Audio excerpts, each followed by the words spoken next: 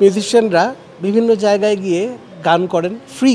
আমি সঙ্গীতকে ভালোবাসি। ভিউ নির্ভর সংস্কৃতি একটা তৈরি হচ্ছে। দিন আসলে পাল্টায়। ভালো গান আগেও হয়েছে, এখনো হচ্ছে। প্রত্যেক সঙ্গীত দিবসেই আমাদের একটি করে গান বের হয়। আচ্ছা, সঙ্গীত এমন একটা বিষয় যে সারা পৃথিবীতেই দেখবেন যে সঙ্গীত আছেই, আর কিছু থাকুক না থাকুক প্রতিটা দেশের নিজস্ব সঙ্গীত আছে, প্রতিটা জায়গায় সঙ্গীত আছে, মানুষের ভিতরেই আসলে সঙ্গীত থাকে।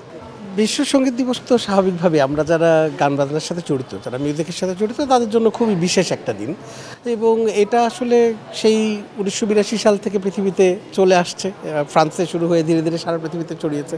যেটা হয় যে বিভিন্ন দেশে এই দিনটাতে মিউজিশিয়ানরা বিভিন্ন জায়গায় গিয়ে গান করেন ফ্রি, মানে বিভিন্ন রকমের অনুষ্ঠান হয় যেখানে তারা কোনো সম্মানই নেন না, আসলে অনেক ক্ষেত্রেই হয়। তো এটা মূলত আপনার গান বাজনাটাকে উপভোগ করার এবং এটা নিয়ে একটা আনন্দ করার দিন। এবং আজকে আমরা খুবই আনন্দিত যে আমাদের শিল্পকলা একাডেমি একটা এই আয়োজন করেছে যেখানে সব ধরনের মিউজিকের উপস্থিতি আছে। যে আমাদের প্রথাগত যে সঙ্গীত তারও যেমন উপস্থিতি আছে, পাশাপাশি আমরা যারা ব্যান্ড করি আমাদের উপস্থিতি আছে। সুতরাং এই যে সবাই মিলেমিশে একটা সুন্দর সময় আমরা কাটাবো, আমরা যে সঙ্গীতটাকে উপভোগ করব এবং উদযাপন করব, এটাই আজকে দিনের বিশেষত্ব এবং স্বাভাবিকভাবেই আমরা খুবই আনন্দিত। সঙ্গীত নিয়ে তো অবশ্যই আছে। সঙ্গীত এমন একটা বিষয় যে সারা পৃথিবীতেই দেখবেন যে সঙ্গীত আছেই, আর কিছু থাকুক না থাকুক প্রতিটা দেশের নিজস্ব সঙ্গীত আছে, প্রতিটা জায়গায় সঙ্গীত আছে, মানুষের ভিতরেই আসলে সঙ্গীত থাকে। এই সঙ্গীত ব্যাপারটাকে যে কারণে আপনি চাইলেও এটাকে দূরে রাখা সম্ভব না, এবং যে কোনো ফরম্যাটে এটা থাকবেই। এবং এটা আমাদের দেশেও আছে, চর্চা হচ্ছে। তবে আমার মনে হয় যে আমাদের আরও চর্চা বাড়াবার বা আরও এটার পরিধি বাড়াবার অনেক সুযোগ আছে। সেই জায়গাটা নিয়ে আমরা যদি কাজ করতে পারি তাহলে নিশ্চয়ই দেশের সঙ্গীত আরও এগিয়ে যাবে। এখন আসলে যেটা হচ্ছে যে একটু ভিউ নির্ভর সংস্কৃতি একটা তৈরি হচ্ছে, এটাতে দোষ দেওয়ারও কিছু নাই। এখন আপনার যুগের সাথে তাল মেলাতে গেলে হয়তো এটাই করতে হবে। তবে আগে যেটা হতো যে একটা অ্যালবাম বেরোলে, একটা ক্যাসেট বেরোলে পাড়ায় মহল্লায় দোকানে বাজতো, তখন কিন্তু মানুষের কানে এমনিতেই আসতো। কোয়েশনটা একটু জটিল হয়ে গিয়েছে, কিন্তু তারপরেও সেটা আছে এবং আমার মনে হয় যে এটা থাকবে। ভালো গান আগেও হয়েছে, এখনও হচ্ছে না যে তা না, হয়তো অনেক সময় পিছিয়ে পড়ে যাচ্ছে, কারণ এত কন্টেন্ট প্রতি সেকেন্ডে প্রতি মিনিটে এত বেশি কন্টেন্ট আসে যে তার মধ্যে থেকে ভালোটা হয়তো সব সময় বেরিয়ে আসতে পারছে না।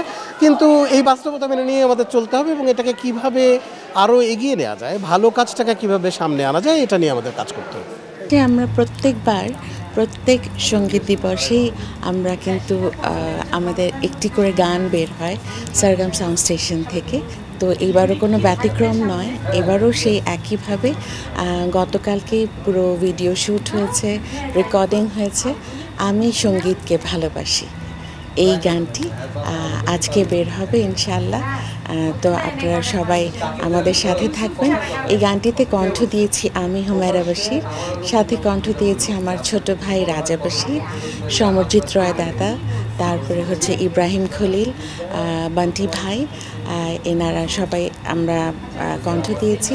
দিন আসলে পাল্টায়, কোনোভাবে আপনি তো আগের দিনকে আবার এখন আপনি নিয়ে আসতে পারবেন না, কারণ আগে অ্যানালগের যুগ ছিল, তারপর ডিজিটাল, এখন হচ্ছে এআই এর যুগ, যা ইচ্ছা তাই করা যায়। কষ্ট লাগে এই যে ওই মেধা আছে ঠিকই, কিন্তু ওইভাবে ইউজ না করে অন্যভাবে হয়তো ইউজ করছে, তাহলে সেটা অন্যরকমভাবে দর্শক শ্রোতাদের কাছে চলে যাচ্ছে। এটা একটু দুঃখজনক, কিন্তু তারপরেও বলবো এআই এর যুগ, যেভাবে হোক ভালোভাবে আমরা যেন কাজ করতে পারি, এটা আমাদের ইচ্ছে, সবারই এটাই ইচ্ছে হওয়া উচিত এবং এভাবে করেই কাজ করলে আমরা আসলেই জয়যুক্ত হব।